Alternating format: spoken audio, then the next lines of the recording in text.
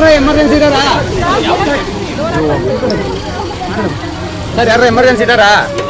ಇಲ್ಲ ಇವ್ರನ್ನ ಕಳಿಸಿ ನೋಡಿ. ಯಾರು ಇಲ್ಲ ಸಣ್ಣ ಪುಟ್ಟವು ಇದೆ. ಎಮರ್ಜೆನ್ಸಿ ಇದೆ ನೋಡಿ.